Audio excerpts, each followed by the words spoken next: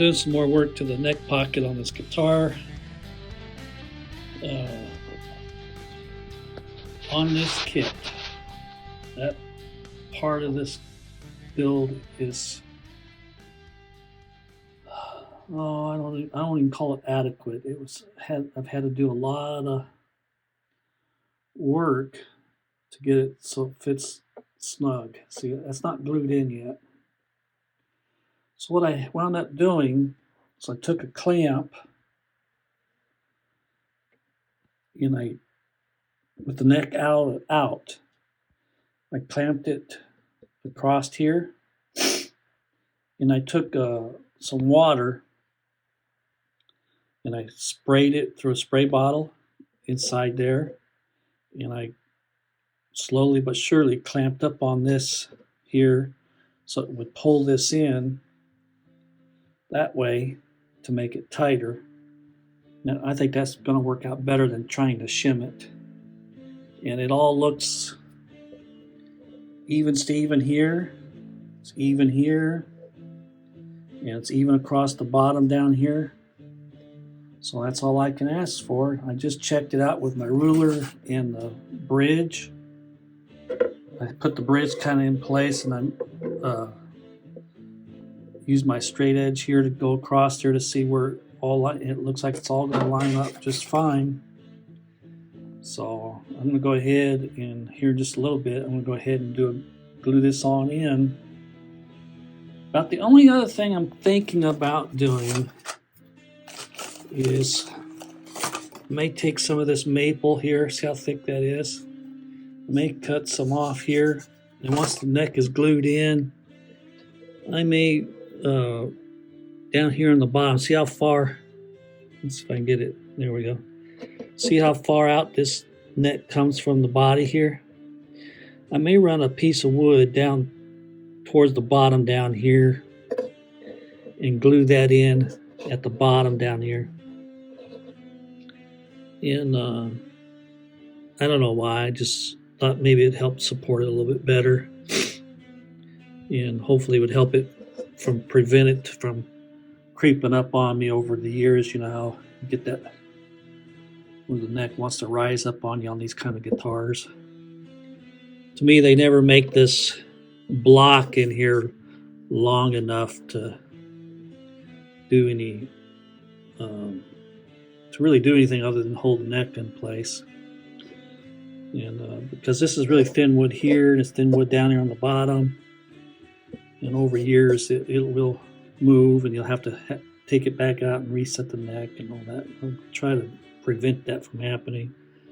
Probably won't happen in my lifetime because I don't have much left in my life. So anyway, I'm gonna go ahead and get this glued in, and I'm not gonna show that on camera. You guys seen, if you watch these kinds of videos, you've seen people put glue on glue joints and stuff before. But what I had did yesterday, I made some shims and stuff, little veneers and stuff. See, I made that to go in there.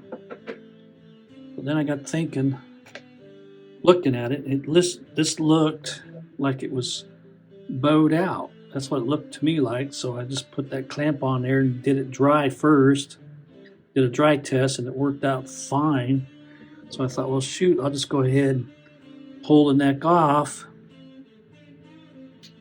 Pull that neck off of there again, and then clamp this down, squirt a little water in there, and I let it settle all night. And as you can see it's nice and tight now. At least it's not just flopping in and out of there now. So now I'm going to go ahead and glue her up. All right, I'll bring you back in later on. Okay, what I did right here is I glued in a support piece down in there. It's going to go across the bottom of that neck joint. Just a little extra support is all I wanted. So what this does, that piece of wood goes all the way over from that eye to that eye. That's how wide that block is that's in here. So I'll let that dry for an hour or two, and then I'll come back in and glue the neck in, and that'll be it for the day. All right, I'll talk to you later. Well, all right, here we are, all clamped up, glued up, and ready to go. Got that all taken care of. I got 2 clamps holding it down, and this clamp going across holding that in more, and it should be good to go. So after that, I'll let it dry overnight now. And I like to let it dry as long as I can. I don't like to just glue these up and then another hour or two take the clamps off. I don't like doing that. Mainly because you know what happens is the wood glue gets the wood all nice and wet in there, and it's got to have some time to re-cure again. So this will sit just like you see it for around 24 hours. Now I didn't over massively clamp it down tight like I see some people on videos do, but you just need enough clamping pressure to get you some squeeze out. And I cleaned all that out. I put this tape on there just to help keep it off of the sides. I can pull it off there now, but help keep the glue from squeezing out onto your wood. This is a paint, I'm going to call it a paint quality guitar.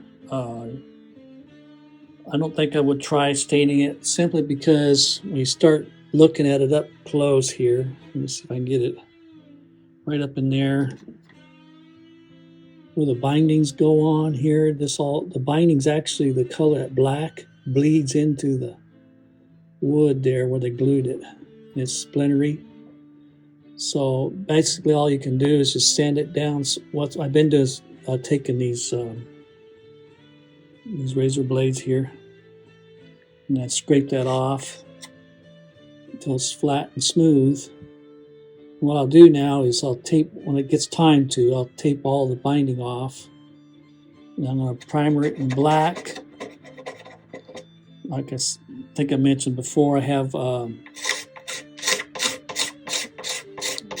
I have my color. It already came in. I ordered it, and it's a dark green with copper flakes in it. And I like copper, so it's going to have copper accents throughout the whole build. But anyway, then it's got a hole over here pre-drilled for the strap button, but there's no block of wood behind it, so I'm going to eliminate that and probably end up putting the strap button on the back of the neck or somewhere back here in the back where there's some wood. If I'd like to put one on there, I don't play out anymore, so I don't see much sense putting the strap button even on here. So I may not even put one on it.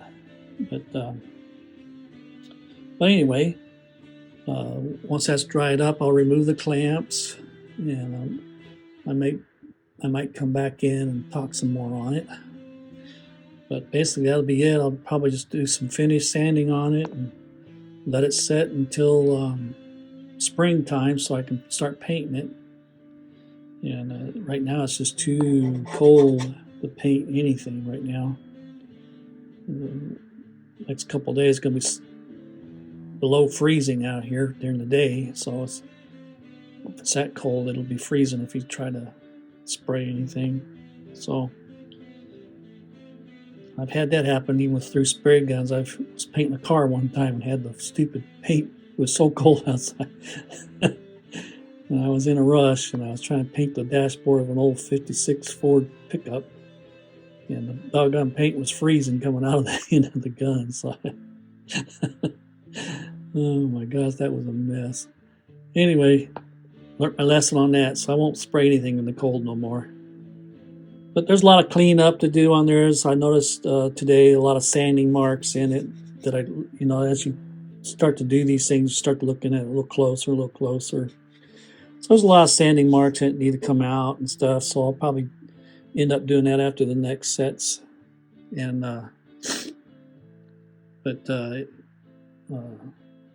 it's exciting when you put the neck on it because it looks like a guitar, and I was really pleased with the frets, how they came out. And so it's going to be fun. So there's a lot of changes going to happen between now and then. So anyway, that's where we're at with this for today. I might, like I said, I might bring you back in after I take the clamps off. I mean, just to show you what it looks like with the clamps off of it. But let me back up here a little bit. This is what she looks like.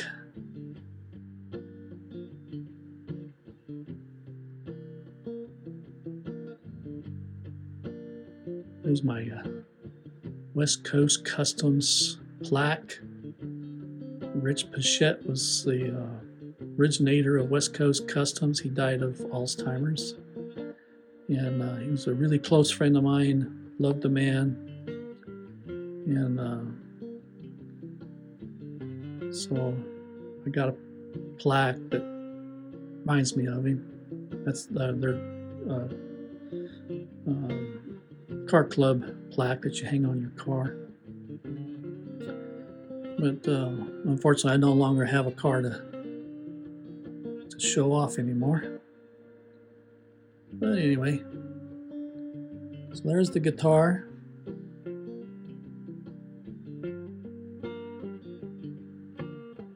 That's it for today.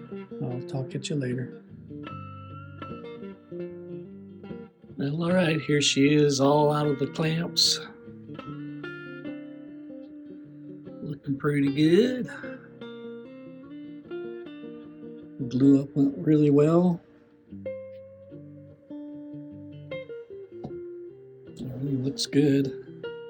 Got a little filling in to do here on the right there where when they routed that out, they cut that out just a little bit too far there. But other than that, everything else looks good. At least the neck feels good and tight. I don't feel like it's going to fall out of there. But anyway, now it's just a whole lot of sanding and continue shaping the neck some. It still needs a little bit of sanding right in this area here. It's a little bit rough for me. I like it a little smoother. So we'll contour this some more in here. It's more a little more rounded. Take that edge off. There's an edge right here. We'll take that edge off of there, get that more rounded. Round these edges off down in here. Just to give it more of a comfortable feel. Still contemplating on this. This is where they pre-drilled a hole right here for the strap button. But like I said, there's no block of wood in behind here to help hold. So this wood's pretty thin, so I don't know if I want to put a strap in there. What I'm thinking about doing is maybe putting one here. Maybe, I don't know. If I decide to.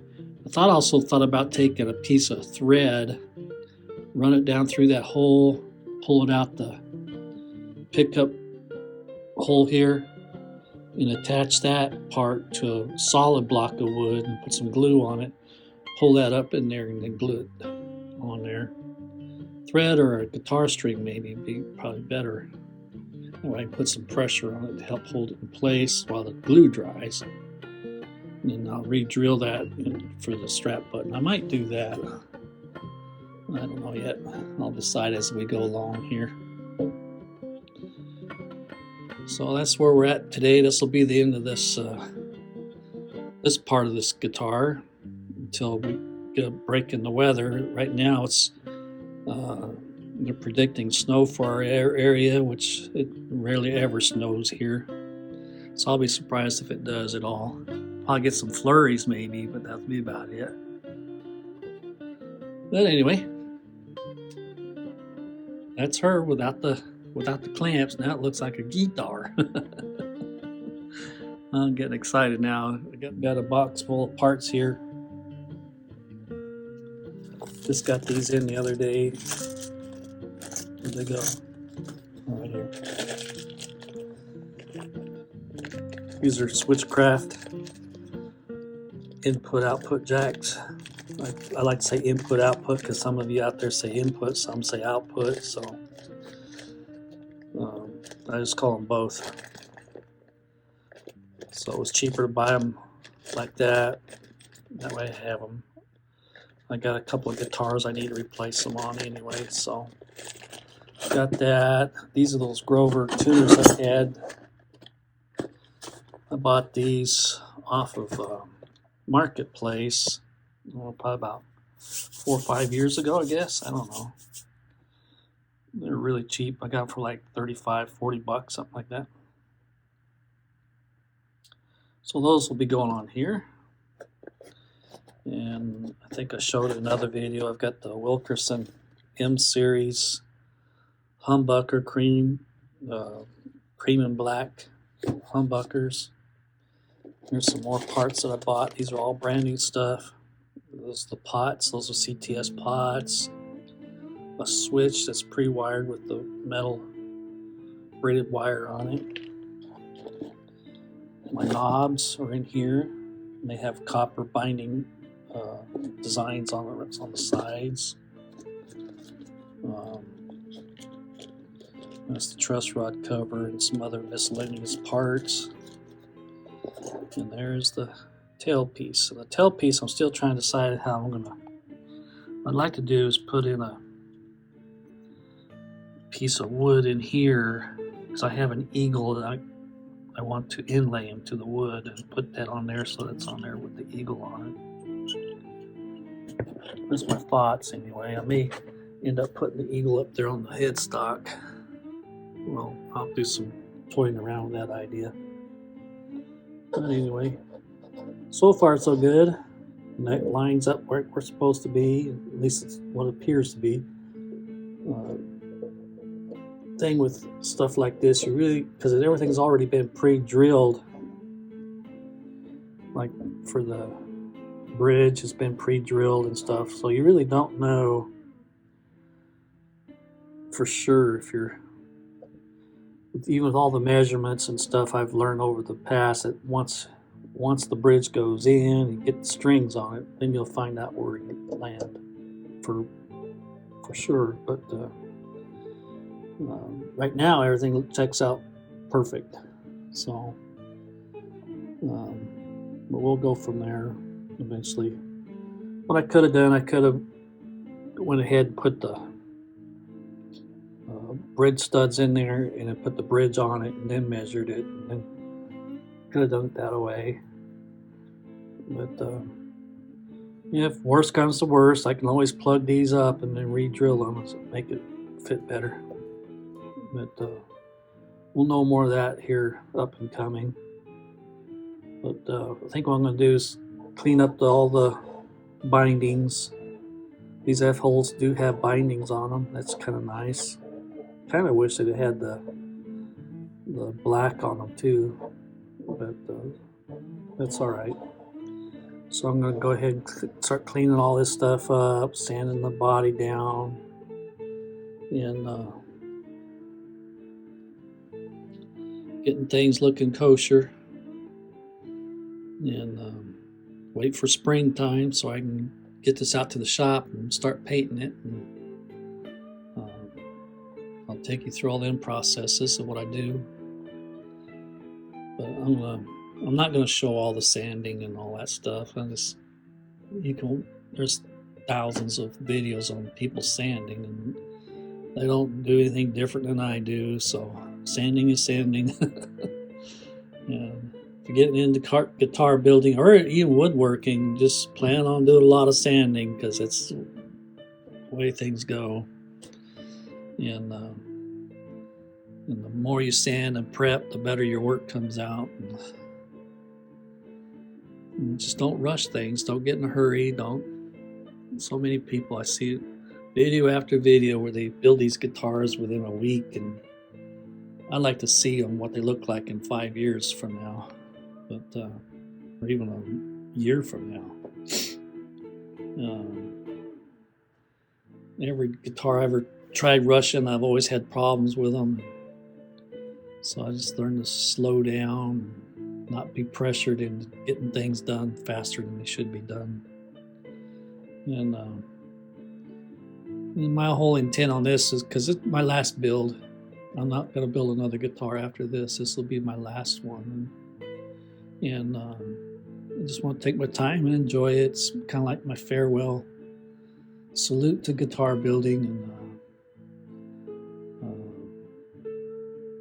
And kits are kind of easy. Like I said, the most difficult part on this one was the neck joint, getting that stabilized out. It was really not done well, and so I caution anyone that wanting to do one of these kits is to develop your skills, or at least get educated on how to fix things before you buy one, because it'll tax you if you don't know what you're doing, and you'll get frustrated and probably end up throwing the project away.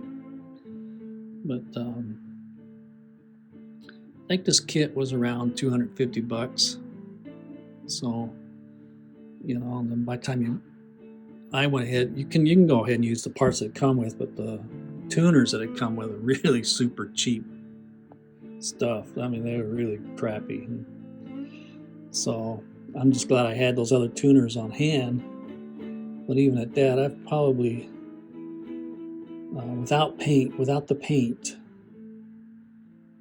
I'm going to say I'm about at the $350, $400 mark on the guitar right now. And that's without the paint. And paint has really gone up. So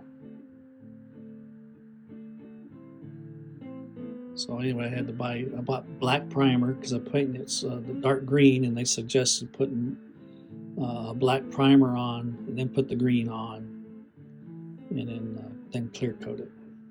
And then I haven't decided yet what I'm going to do for clear coat yet. I still haven't bought that yet. But without the clear coat right at the moment, I probably got another $60 to $70 in paint for this thing. So it starts to add up pretty quick. I probably could have bought one already made, but I wanted to make one more guitar. So this is it. Alrighty, I've talked long enough. Be at peace, and I'll talk at you later. Bye now.